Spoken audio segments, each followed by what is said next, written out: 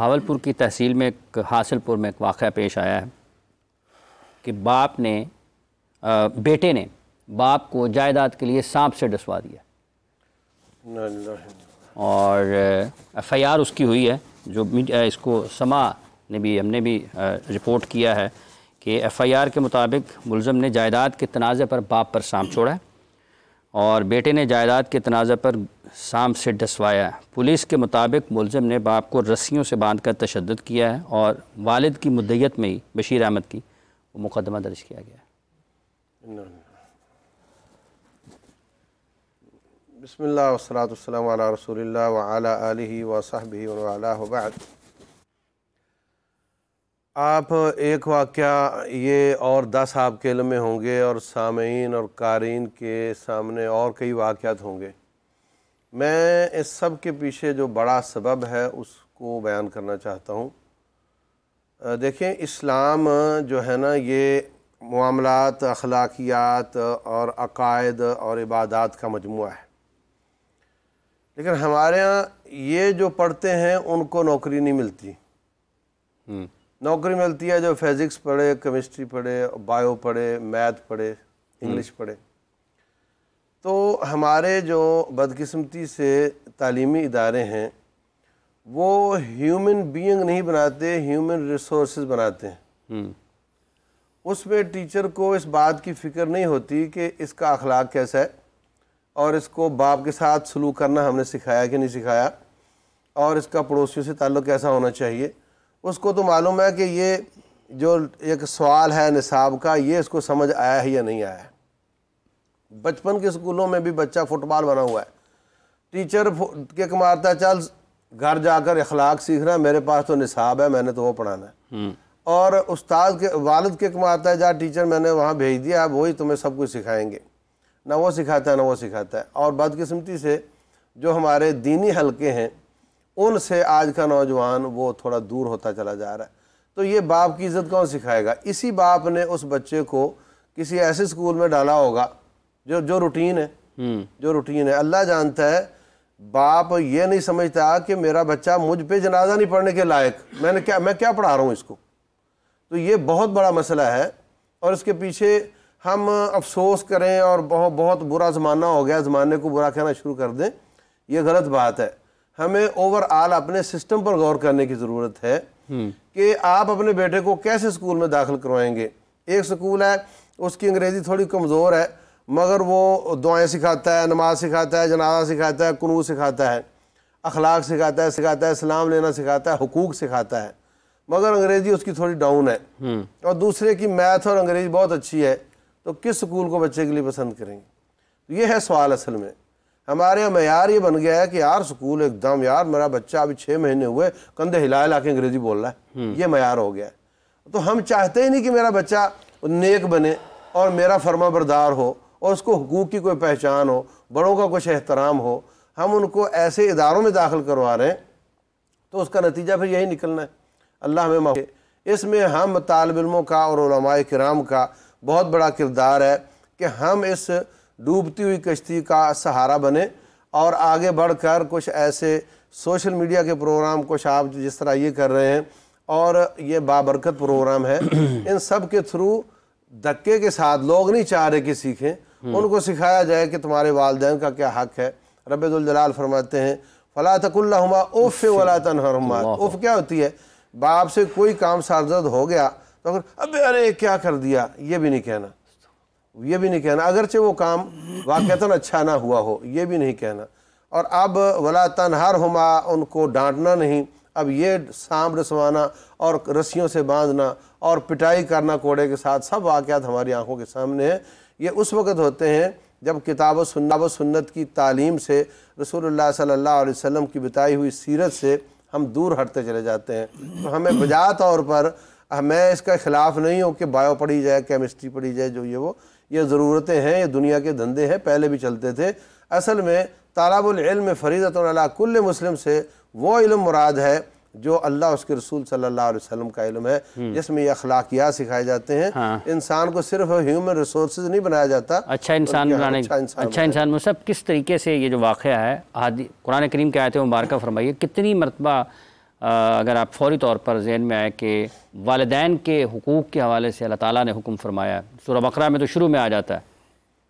بسم اللہ الرحمن الرحیم، اللہم صلی وسلم وبارک علی سیدنا و مولانا محمد وعلی آلہ وصحبہ وبارک وسلم۔ انتہائی افسوسناک اور انتہائی انسانیت کی گری ہوئی حرکت کا یہ ایک واقعہ جو آپ نے ابھی بیان کیا، دل پھٹ رہا ہے اس واقعے کو سن کر کہ وہ باپ کہ جس نے اپنی ساری کی ساری جوانی جو ہے اپنے اس بچے کے اوپر قربان کر دی ہوگی، اپنا نہیں سوچا ہوگا، بلکہ یہ تو ایک ایسا معاملہ ہوتا ہے اولاد کے ساتھ محبت کا کہ جو ایک فطری معاملہ ہے۔ میں پچھلے دنوں ایک چھوٹا سا واقعہ دیکھا، میں دنگ رہ گیا دیکھ کر کہ ایک بھینس کو لے کے آنا تھا انہوں نے کسی ڈیرے سے دوسرے ڈیرے پر، تو اب اس کو انہوں نے بالکل رسی نہیں باندھی، ایک اس کا جو بچہ ہے نا اس کو ریڑھی کے اوپر رکھا اور ریڑھی کو چلائے جا رہے تھے، اور اس کی ماں جو ہے نا وہ اس کے پیچھے پیچھے خود ہی بھاگتی ہوئی مخصوص قسم کی آوازیں نکالتی ہوئی چلی آ رہی تھی، اور اس کو بالکل بڑی آسانی کے ساتھ انہوں نے دوسرے ڈیرے پر منتقل کر دیا۔ یہ بیان کرنے کا مقصد یہ کہ یہ جو ایک عمل ہے محبت کا، طبی محبت کا، یہ تو جانوروں کے اندر بھی پایا جاتا ہے۔ اب چونکہ آپ کا جو سوال ہے کہ قرآن مجید فرقان حمید میں کتنی بار، یہ تو متعدد بار اللہ رب العالمین نے حکم فرمایا، اور اس کی اہمیت کا اندازہ آپ کو اس بات سے بالکل بخوبی لگ جائے گا۔ قرآن مجید فرقان حمید میں پارہ نمبر 15 کے اندر فرمایا وَقَضَىٰ رَبُّكَ أَلَّا تَعْبُدُوا إِلَّا إِيَّاهُ وَبِالْوَالِدَيْنِ إِحْسَانًا، کہ خالق کائنات تمہیں تاکیدی حکم فرماتا ہے کہ تم اللہ رب العالمین کے علاوہ کسی کی عبادت نہ کرو، یعنی اس نے فیصلہ فرما دیا قضا ربک اللہ تعبدوا، اس کے سوا کسی کی عبادت نہ کرو۔ اب اس کے فی الفور ساتھ ہی فرمایا وبالوالدین احسانا، والدین کے ساتھ حسن سلوک کرو، احسان کرو۔ ان پوری آیات کا مفہوم اور لب لباب یہ ہے کہ بالخصوص جب وہ بڑھاپے کو پہنچ جائیں تو ظاہر طبیعت کے اندر ایک تھوڑی سی تبدیلی آ جاتی ہے، تو ان خاص ایام کے اندر ان کو اف تک نہیں کہنا۔ اف تک نہ کہنے کا مطلب یہ ہے کہ ہلکی سی بھی جو تکلیف والدین کو ہو اس سے بھی تم نے اجتناب کرنا ہے، اور ان کے لیے رحمت کے، اپنی محبت کے بازو جس طرح پرندہ پر بچھا دیتا ہے، اس طرح تشبیہ دے کے خالق کائنات نے فرمایا کہ ان کے ساتھ محبت والا معاملہ کرو۔ اور اب اگر اس قسم کے واقعات سن رہے ہیں ہم، تو حضور نبی کریم صلی اللہ علیہ وآلہ وسلم کے اس فرمان کی جانب یہ دھیان جاتا ہے۔ فرمایا تھا رسول اللہ صلی اللہ علیہ وآلہ وسلم نے کہ قرب قیامت لونڈی اپنی جو ہے نا وہ مالکہ کو جنم دے گی۔ اب اس کا ایک مطلب جو ہے مفسرین نے یہ بھی بیان کیا کہ اولاد اس قدر، چونکہ یہ ماں کے لیے ہے اور اسی طرح باپ کے لیے بھی ہے، کہ اب جو بیٹا ہے وہ یہ سمجھ رہا ہے کہ میں باپ کے اوپر حاکم ہوں۔ بھئی تجھے تو یہ بتایا گیا تھا کہ تو اپنے والد کا محبت کے ساتھ چہرہ دیکھے، خالق کائنات تجھے مقبول حج کا ثواب عطا فرمائے گا۔